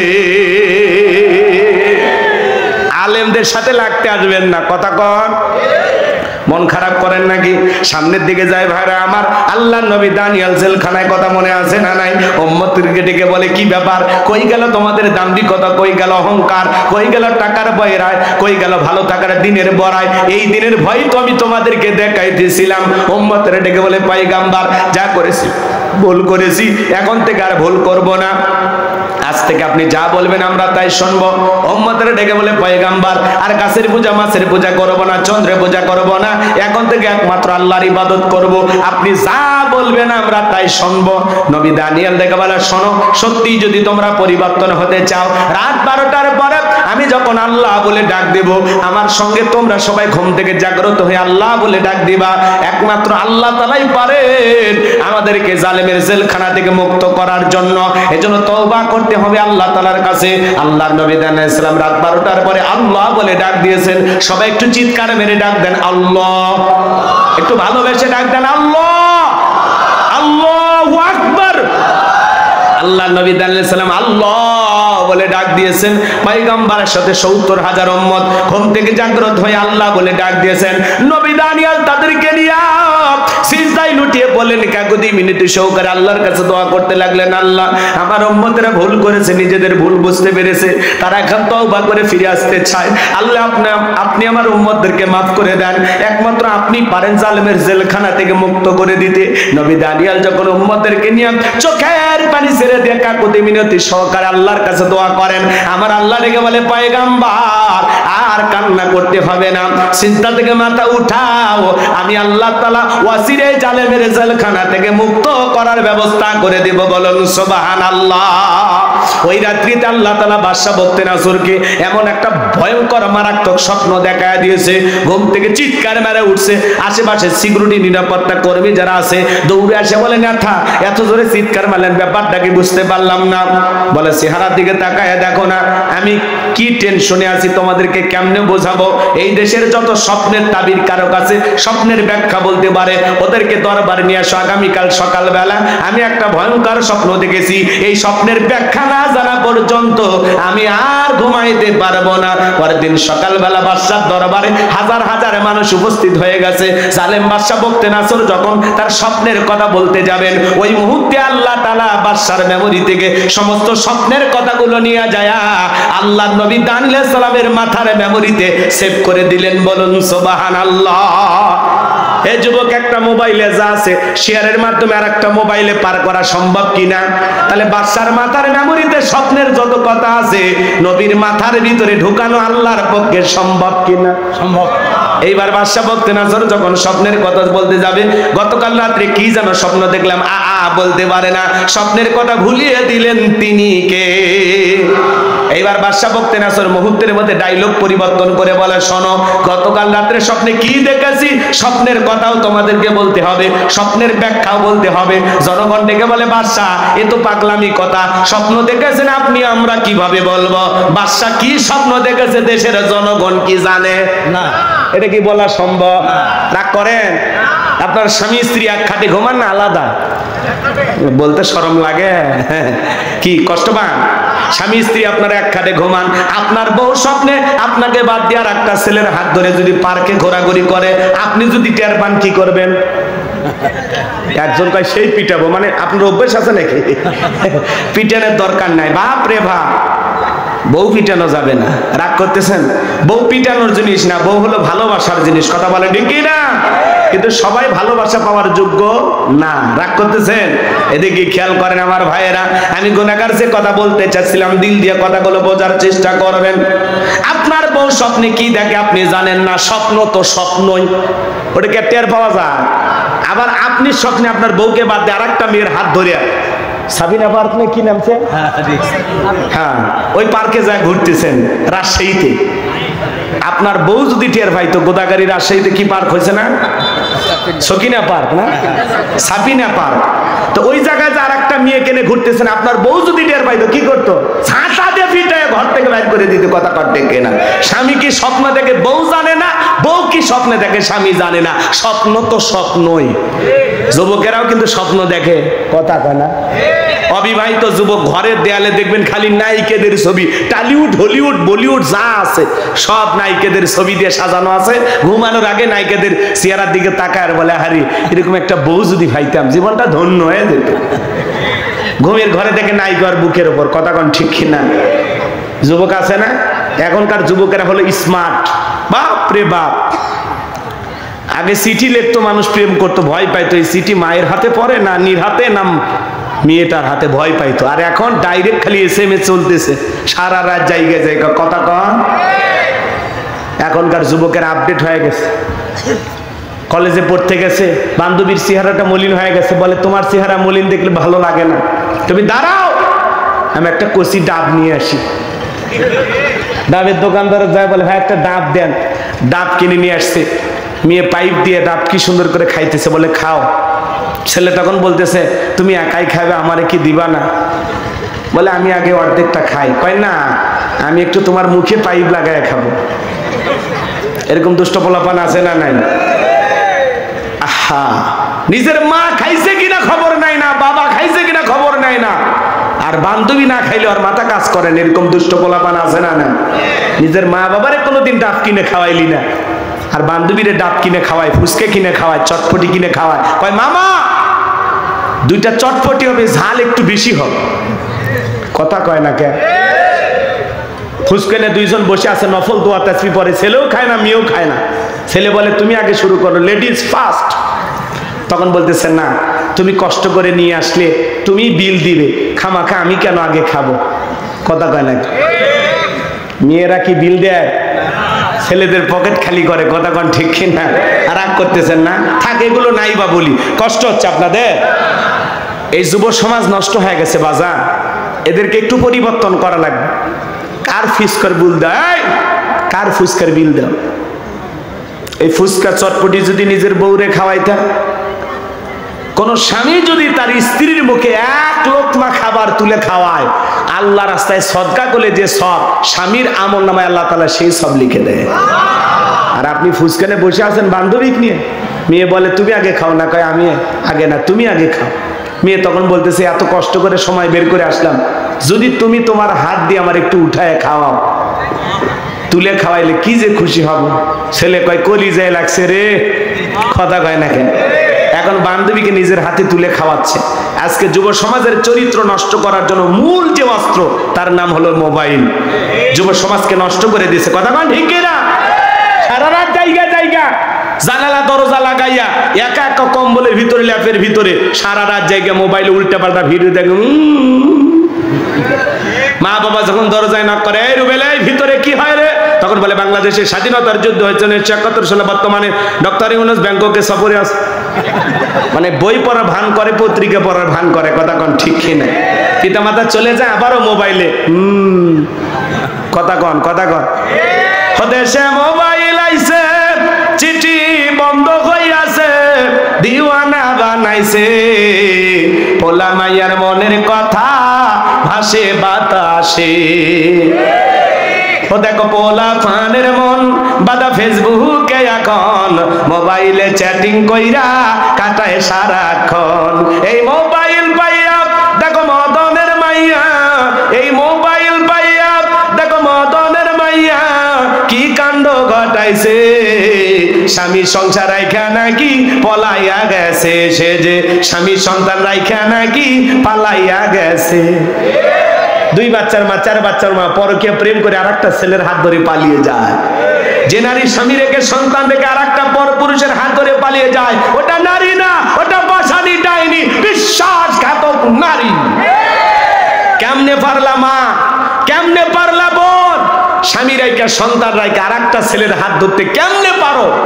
কথা কর না কে? স্বামী রাইখা সন্তান রাইখা আর একটা পর পুরুষের হাত ধরে, এরকম আছে না নাই? এই পরকীয়ার অভিশাপে হাজারো পরিবার ধ্বংস হয়ে যাচ্ছে। কথা বলেন না কেন? যুবকদের দোষ নাই? কথা কন। এই ছেলে, এই তোমাদেরকে বলছি, তোমার স্ত্রীর সাথে যদি কেউ পরকীয়া প্রেম করে মাইনে নেবা? অনেকে কথা বলে না, ভালোবাসা মানে ভাগাভাগি করবেন, একটু কথা বলেন। কি খারাপ লাগে? বাস্তবতা একটু তুলে ধরা দরকার আছে না নাই? তোমার স্ত্রীর সাথে পরকীয়া প্রেম করলে মানবা না, তোমার মা বোনের সাথে যদি কেউ পরকীয়া প্রেম করে মানবা না। তুমি যেই নারীর সাথে পরকীয়া প্রেম করো, ওই নারীও কারো না কারো স্ত্রী, কারো না কারো মা, কারো না কারো মেয়ে। একটু কি বিবেকে বাধা দেয় না? কত স্বামী পরিত্যক্তা নারী আছে, কত বিধবা নারী আছে, 2-3টা বাচ্চার মা, যা বিয়ে কর। কথা কয় না কেন? কত গরিব পরিবারের মেয়েটা যুবতী হয়েছে, বিয়ে দিতে পারে না, যাও বিয়ে করো। কথা কয়। ওই জায়গায় যাবে না, স্বামী আছে, সন্তান আছে, সেই দিকে তোমার নজর যায়। আল্লাহ যুবকদের চরিত্র হেফাজত করা তৌফিক দান করুন। জোরে বলুন আমিন। আর একটু জোরে বলুন আমিন। পায়ে হাত দিয়ে অনুরোধ করি, সমস্ত পরকীয়া প্রেম থেকে, অবৈধ প্রেম ভালোবাসা থেকে আল্লাহ যুব সমাজকে হেদায়েত দান করুক। জোরে বলুন আমিন। তরুণ তরুণীদেরকে আল্লাহ হেদায়েত দান করুক। একটু জোরে বলুন আমিন। ওদেশে টিকটক আসিয়া সব গেল বাসিয়া, সিদ্দিক সোরা নায়ক হইছে আইডি খুলিয়া, হিরো আলম নায়ক হইছে আইডি খুলিয়া। এই মোবাইলে হাই কি জাদু আছে ভাই, পোলা পান বই যাচ্ছে, পড়ালেখা তুইলা রাখছে সপ্তম আকাশে। এখন আর পড়াশোনা নাই, অটো পাস। কিন্তু যে অটো পাস দিবে সেই মানুষটাই নাই, অতএব আবারও পড়া শুরু করো। কথা কয়।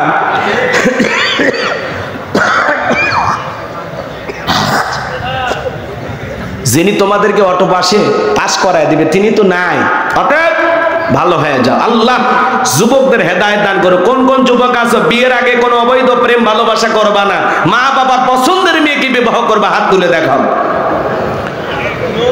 কে রাজি আছেন তো? ইনশাআল্লাহ। এক চাচাও হাত তুলছে। এই বয়সে রিস্ক নিন না, চাচি যদি এই ভিডিও দেখে বাড়িতে আর যাইতে দেবেন। আল্লাহ যুবকদের হেদায়েত দান করুক। জোরে বলেন আমিন। কথা মনে আছে না নাই? এ বাজান গো আমার, যে কথা আমি বলতে চাচ্ছিলাম, বাদশা ডেকে বলে, শোনেন আমি স্বপ্নে কি দেখেছি, স্বপ্নের কথাও বলতে হবে, স্বপ্নের ব্যাখ্যাও বলতে হবে। জনগণ ডেকে বলে, বাদশা এটা তো আমাদের পক্ষে বলা সম্ভব নয়। বাদশা ডেকে বলে, কেন তোমরা নাকি গায়েব জানো? বলেন তো বাজান, আল্লাহ ছাড়া দুনিয়ার কোন মানুষকে গায়েব জানে? গায়েবের এলেম আছে কার কাছে? আমাদের সমাজে কিছু ভণ্ড পীর বের হয়, ওরা বলে আমরা গায়েব জানি, আলিফ লাম মিম, এগুলোর অর্থ কোনো আলেম ওলামা জানে না, আমরা জানি। যেই পীর সাহেব বলবে আমি গায়েব জানি, ওরে নিয়ে যাবেন অন্ধকার রুমের ভিতরে, আচ্ছা তারা পিটাবেন, পিটায় বলবেন গায়েবী মার দিলাম, কারো কাছে বলবি না, বললে ধ্বংস হয়ে যাবি। আল্লাহ ছাড়া দুনিয়ার কোন মানুষ গায়েব জানে না। কি কথা ক্লিয়ার না ভেজাল আছে? মনে থাকবে তো ইনশাআল্লাহ? আমার ভাইয়েরা দিল দিয়ে কথাগুলো বোঝার চেষ্টা করেন।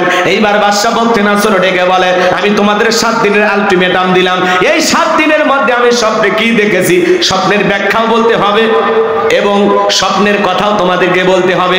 জনগণ ডেকে বলে, বাদশা 7 দিন কেন, 7 বছর সময় দিলে আমাদের পক্ষে বলা সম্ভব নয়। সমস্ত জনগণেরা চলে গেল। জেলার এইবার জেলখানা দিয়ে ঘুরতেছে।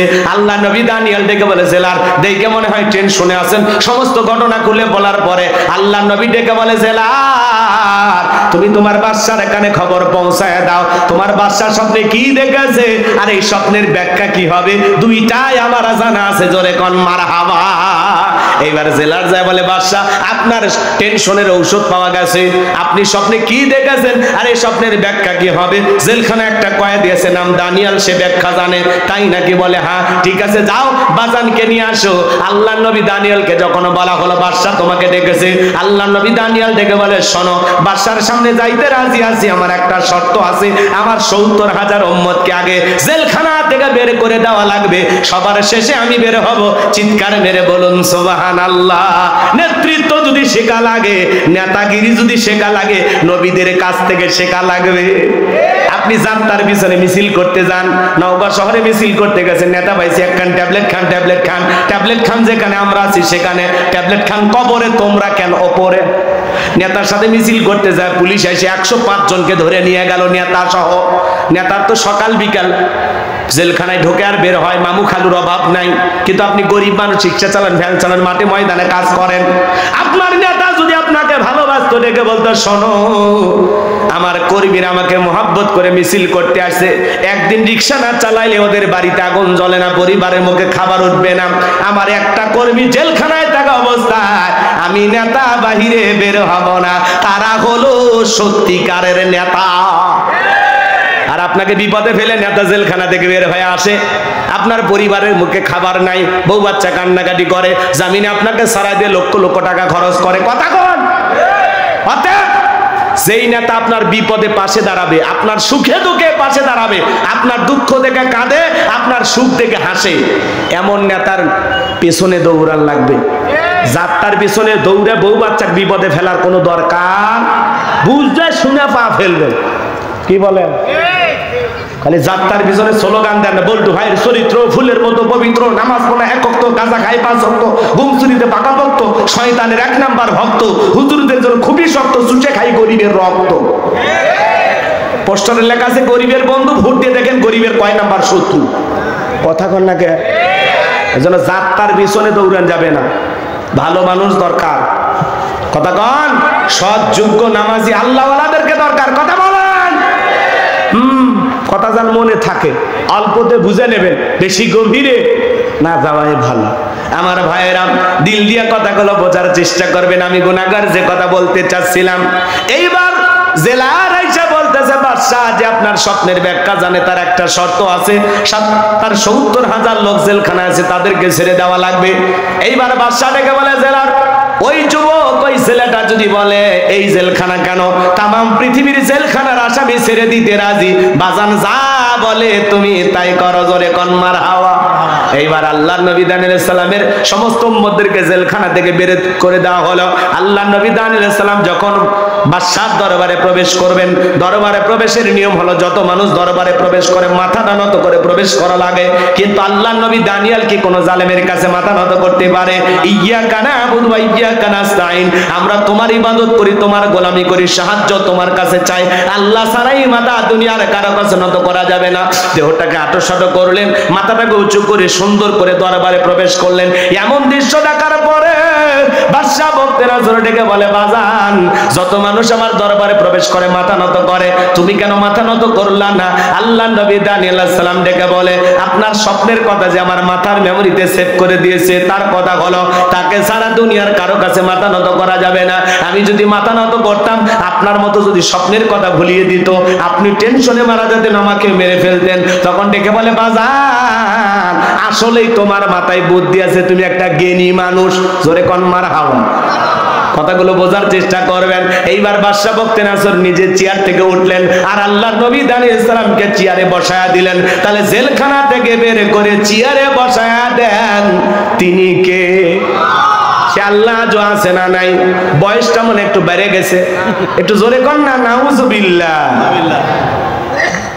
রাগ করেন? আল্লাহ নবী দানিয়েল আলাইহিস সালাম চেয়ারে বসেছেন, বাদশা ডেকে বলে, বাবা তাড়াতাড়ি স্বপ্নের কথা বলো, স্বপ্নের ব্যাখ্যা বলো। আল্লাহ নবী দানিয়েল আলাইহিস সালাম এইবার বলবে, আমি কি পুরো ঘটনাটাই বলবো? আপনারা কি শুনবেন? কারা কারা একটু হাত তুলে দেখান তো বাজার, লিল্লাহি তাকবীর। অনেকে ওয়াদা দিয়ে ওয়াদা রাখতে পারেন না, তার কিছু প্রমাণ আপনাদের সামনে আমি দেখতে পাচ্ছি। যাই হোক, কষ্ট হচ্ছে আপনাদের। 10টা মিনিট আর একটা আয়াত আছে না নাই? আমার আল্লাহ রাব্বুল আলামিন বলেন 10টা মিনিট দিলটা নরম করে গুনাহগারের কথাগুলো শুনে যান। আমার আল্লাহ বলেন, আল্লাযী খালাকাল মাউতা ওয়াল হায়াতা লিয়াবলুয়াকুম আইয়ুকুম আহসানু আমালা ওয়া হুয়াল আজিজুল গফুর।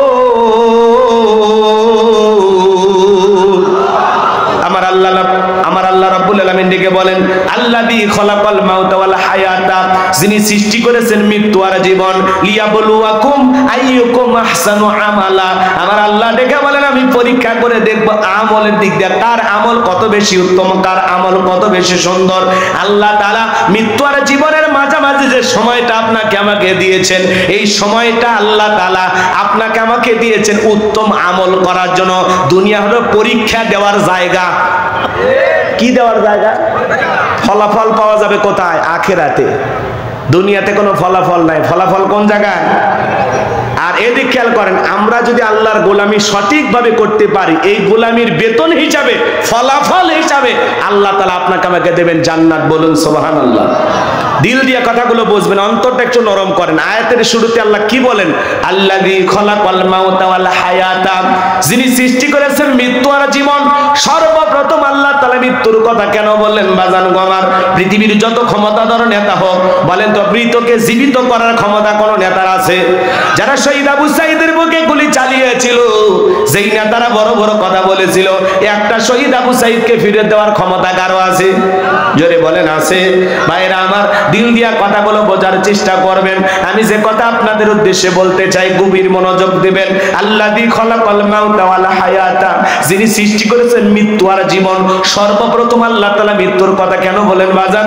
এই দুনিয়াতে আসার একটা সিরিয়াল আছে, যাওয়ার কিন্তু কোনো সিরিয়াল নাই। দাদা আসছে, দাদার পরে বাবা আসছে, বাবার পরে আমি আসলাম, আমার পরে আমার সন্তানের আসলো। কিন্তু যাওয়ার বেলায় দাদার আগে নাতি চলে যায়, বাবার আগে সন্তান চলে যায়, বাবার কাঁধে সন্তানের লাশ। এটা হলো দুনিয়ার সব চাইতে ভারী বোঝা। আজকে বগুড়া শহরের ধনুটে নতুন একটা জায়গা নাম দিয়েছে জাপলং। কথা কি বোঝেন নাই?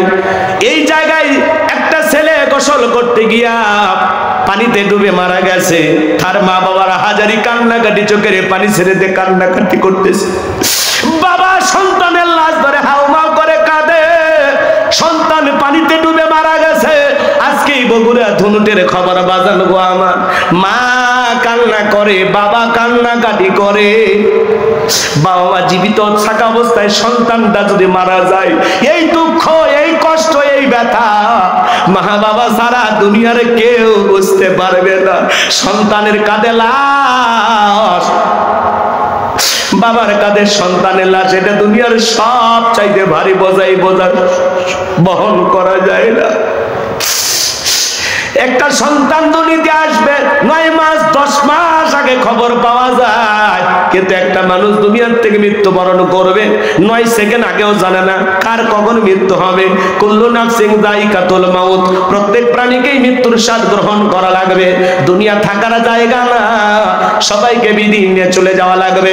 মৃত্যুর স্বাদ হলো 2 প্রকারের, মিষ্টি খাইলে মিঠা লাগে, নিম পাতা খাইলে যেমন তিতা লাগে।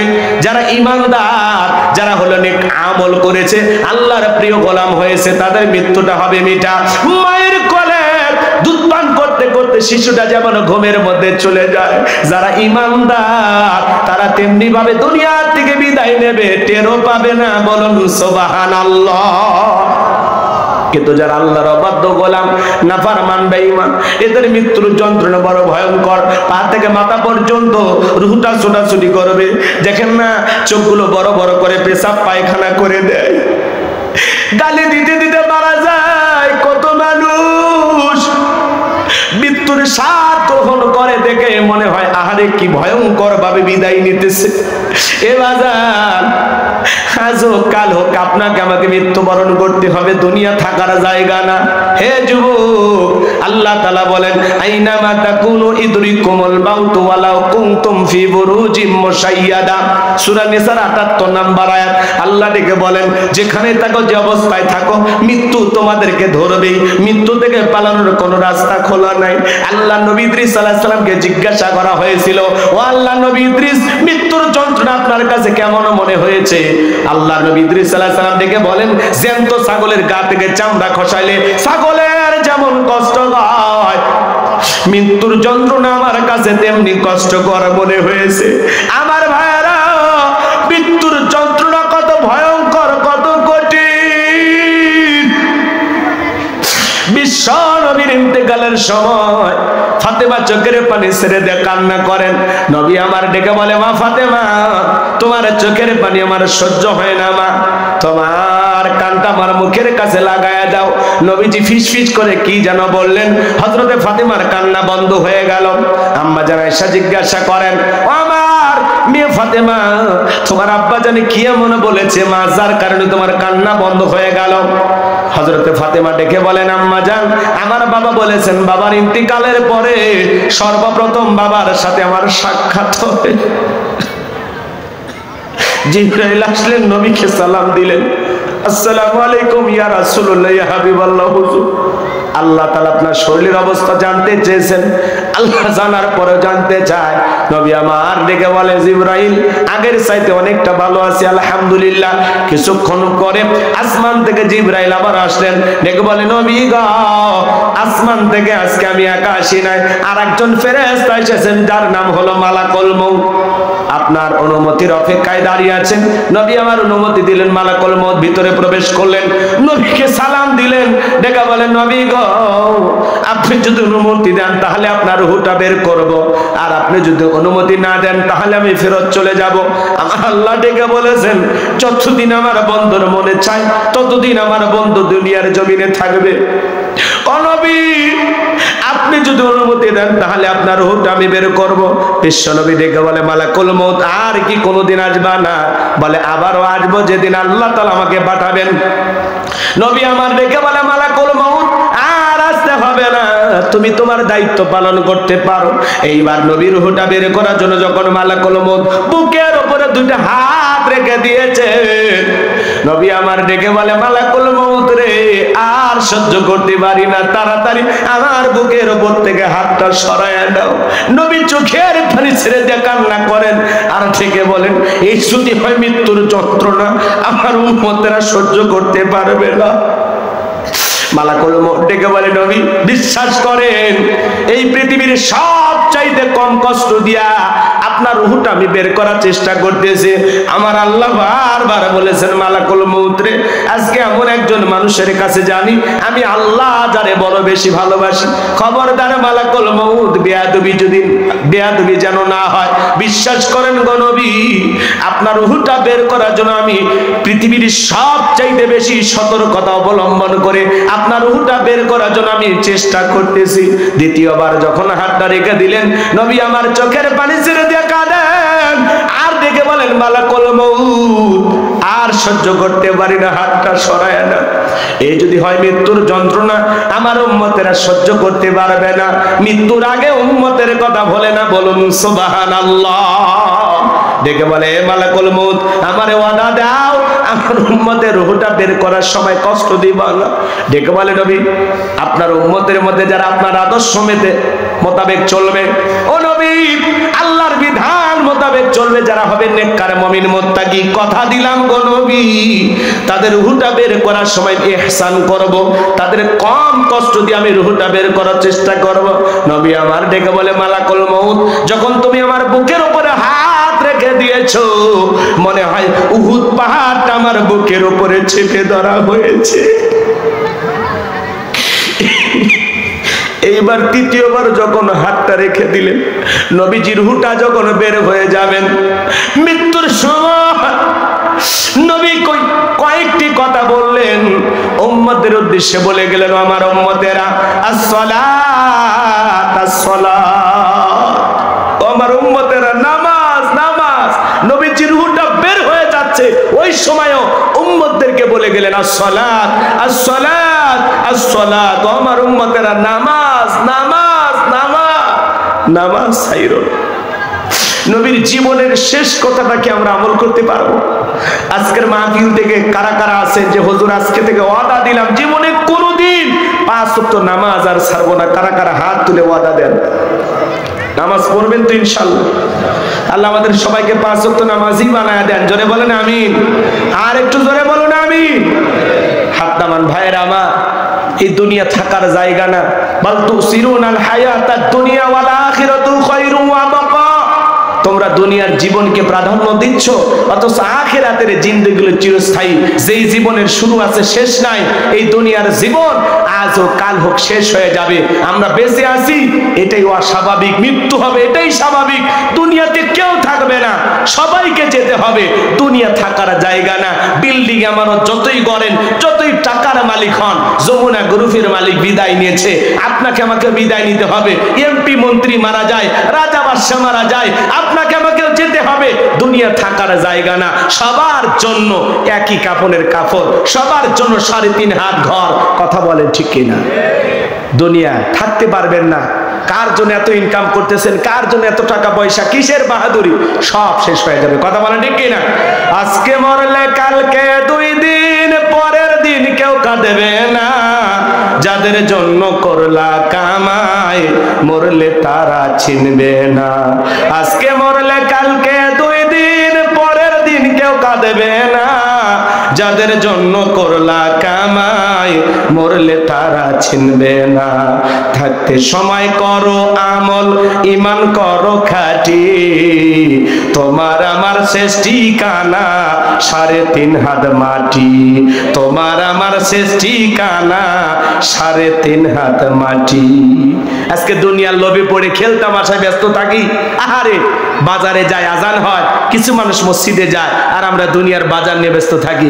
মসজিদে আজান হয়, কিছু মানুষ মসজিদে ঢোকে, আর আমরা দুনিয়ার ক্ষেত খামার নিয়ে ব্যস্ত হয়ে থাকি। কথা বলে না কেন? করেন?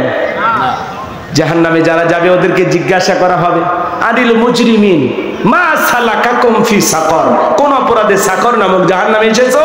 ওরা বলবে ক্বালু লাম নাকু মিনাল মুসাল্লিন, মুসল্লি ছিলাম না, নামাজ পড়তাম না। আজান হয়েছে কানে শুনি, মসজিদে যেতে পারি না। আজান শুনে যদি আপনি আমি মসজিদে না যেতে পারি, এই ঈমান আপনাকে আমাকে জান্নাতে নিয়ে যেতে পারে না। কথা বলেন না কেন? অনেকেরই খারাপ লাগতেছে, ওয়াজ লম্বা হয়ে গেলে অনেকের কষ্ট হয়। 1টা 2টা আসি হুজুর, হ্যাঁ আবেগ বেশি, কষ্ট হচ্ছে। বলেন তো বাজান, যেতে হবে না? এই যে এই জায়গায় বসে আছেন, এখান থেকে বাড়ি পর্যন্ত পৌঁছাইতে পারবেন, গ্যারান্টি আছেন? এই যে আমি যে কথা বলতেছি, আগামীকালকের মাহফিলে যেতে পারবো, কথা বলতে পারবো, এই গ্যারান্টি আছে? নাকের ডোগায় মৃত্যু, চোখের পলকটা ফেললাম, দ্বিতীয়বার পলকটা ফেলার আল্লাহ তাআলা তৌফিক দিলে দিতেও পারে, না তো হঠাৎ করে মৃত্যু চলে। কত দুর্ঘটনা দেখেন না, মানুষটা রাস্তায় দাঁড়িয়ে আছে, আহারে আর একটা গাড়ি এসে মেরে দিল। লোকটা ভাবেনি যে আমি এই জায়গায় দাঁড়িয়েছি, এখানে আমার মৃত্যু হবে। বলেন, এগুলো ঘটনা দেখতেছেন না আপনারা? সিসি ক্যামেরায় দেখতেছেন। আর এক হোটেলে আল্লাহর বান্দা খাবার অর্ডার করেছে, খাবারের টেবিলে খাবারও পৌঁছে গেছে, এখন শুধু চামচটা দিয়ে মুখে তুলবে, ওই সময় মৃত্যুর কোলে ঢুলে পড়লো। এটাই তো মৃত্যু, এটাই তো জীবন, এভাবে তো চলে যেতে হবে। কথা বলে ঠিক কিনা? বলার সময় পাবেন না, বলার সময় পাবেন না, সংসার গোছানোর সময় পাবেন না। মাঠে বসে আছেন, ওখানে মৃত্যু হতে পারে, হাটে গেছেন, ওখানে মৃত্যু হতে পারে। কত মানুষ দেখেন না, মসজিদে নামাজ পড়তে গেছে, আল্লাহর বান্দার ফিরতে পারেনি, কি সুন্দর মৃত্যু। আবার কত মানুষ যাত্রার প্যান্ডেলে গেছে, নর্তকীর নাচ দেখতে, ওখানে মৃত্যু হয়ে গেছে। ওই 2 মৃত্যু কি সমান নাকি? কথা বলেন না কেন? এই যে কোরআনের মাহফিলে কথা শুনতেছেন, এই জায়গায় যদি মৃত্যু হয়ে যায়, আর যাত্রার প্যান্ডেলে যাত্রা গান শুনতে যায় যদি মৃত্যু হয়, 2 মৃত্যু কি সমান? আহা, মৃত্যুটা যেন ভালো হয়। যেদিন আমরা চলে যাব, আল্লাহ যেন দিনটা ভালো দেয়, আমরা যেন মৃত্যুর প্রস্তুতি গ্রহণ করতে পারি। ভাই, নেক আমলের প্রস্তুতি গ্রহণ করতে হবে, কবরে যেতে হবে। কতটুকু মাল সামানা রেডি করেছি।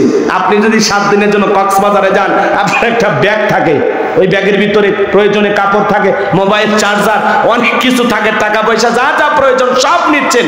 সফর মাত্র 7 দিন, 7 দিনের সফরের জন্য যদি একটা ব্যাগ লাগে, আর আপনি আমি চলে যাব পরকাল নামের সফরে, যেই জীবনের শুরু আছে শেষ নাই। বলেন তো বাজান, একটা নেক আমলের ব্যাগ রেডি করার দরকার আছে না নাই? দেখেন তো আপনার আমল নামার ব্যাগের ভিতরে নামাজ আছে কিনা, রোজা আছে কিনা, হজ আছে কিনা, যাকাত আছে কিনা, দান খয়রাত আছে কিনা, স্ত্রীর হক আদায় করেছেন কিনা, সন্তানদের সাথে ভালো আচরণ করেছেন কিনা, প্রতিবেশীর সাথে ভালো ব্যবহার করেছেন কিনা। দেখেন তো কতটুকু আমল করেছেন, কি নিয়ে যাচ্ছেন। 2টা মিনিট বালিশে মাথা রেখে চিন্তা করেন যে আল্লাহ, এই 50-60 বছরের হায়াতের জিন্দেগি পাইলাম, এমন কোন আমল করেছি যে আমলের কারণে ভাবতে পারেন যে জান্নাত কনফার্ম? বলতে পারবেন? বুকে হাত দিয়ে বলতে পারবেন এমন কোন নামাজ আছে যেই 2 রাকাত নামাজ আপনাকে জান্নাত পর্যন্ত পৌঁছায় দেবে? এমন নামাজ আছে? এমন কোন সিজদা দিয়েছেন যে সিজদাটা আল্লাহর দরবারে কবুল হয়েছে? বলতে পারবো?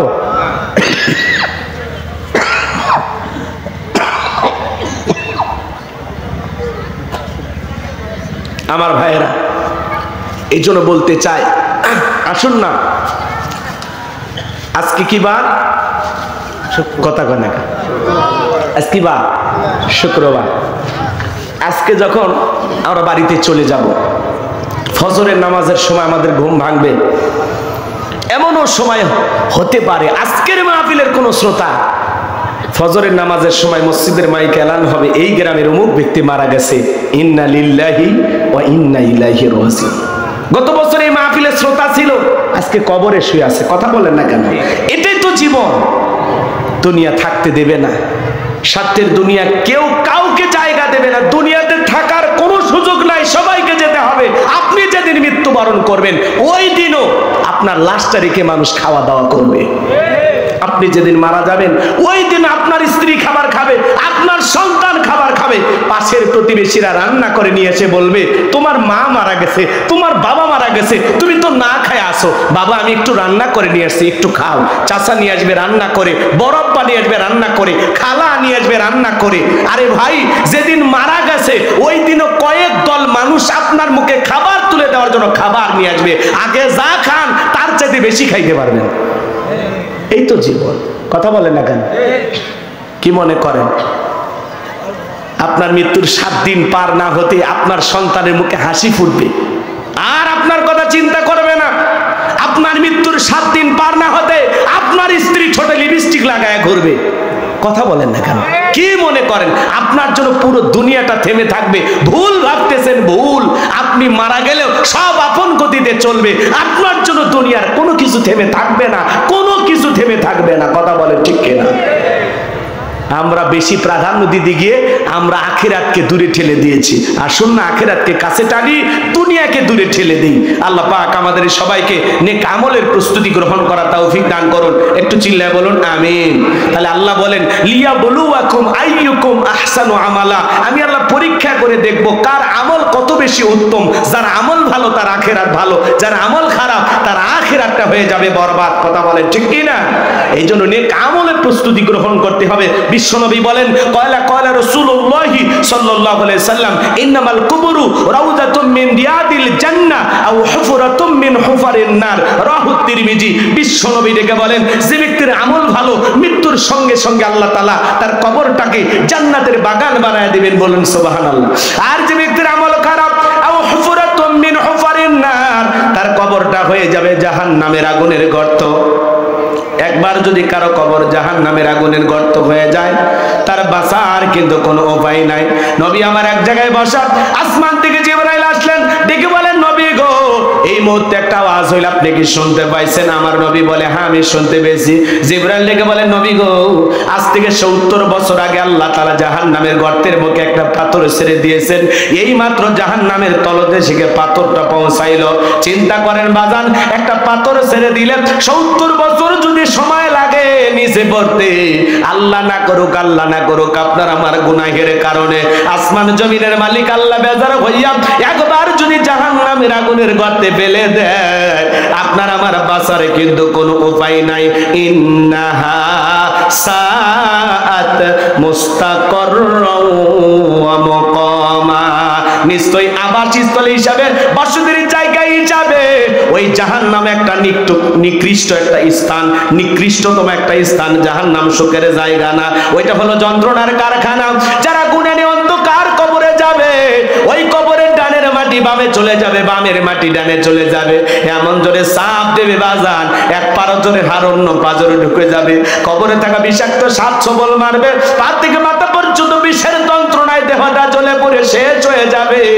কবরে থাকা অন্ধ ফেরেশতা চোখে দেখে না, কানে শোনে না, হাতুড়ি দিয়ে আঘাত করবে, দেহটা চূর্ণ বিচূর্ণ হয়ে যাবে। হে যুবক, দুনিয়ার রং তামাশায় ব্যস্ত হয়ে আছো, দেখলা না কয়েকজন যুবক ঈদের আনন্দে দেশি অস্ত্র নিয়ে নদীর বুকে গান বাজাইছে, বক্স বাজাইতেছে।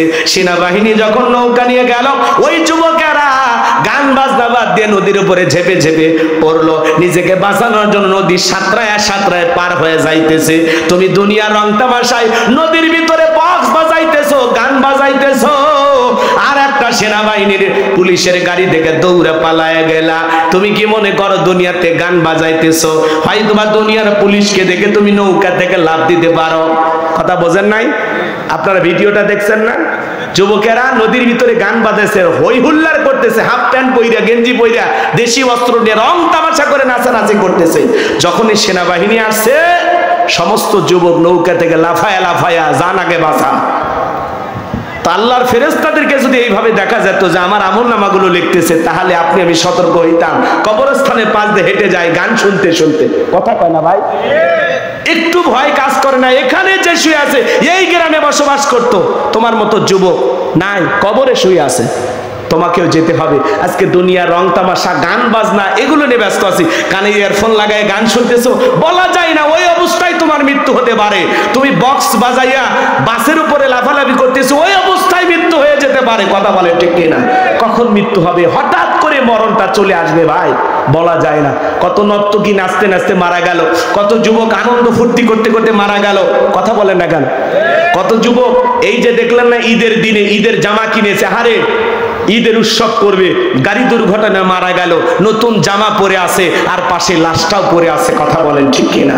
কত মানুষ ঈদ করতে পারলো না, শত শত প্রাণ রাস্তায় ধরে গেছে, গাড়ি দুর্ঘটনায় মারা গেল।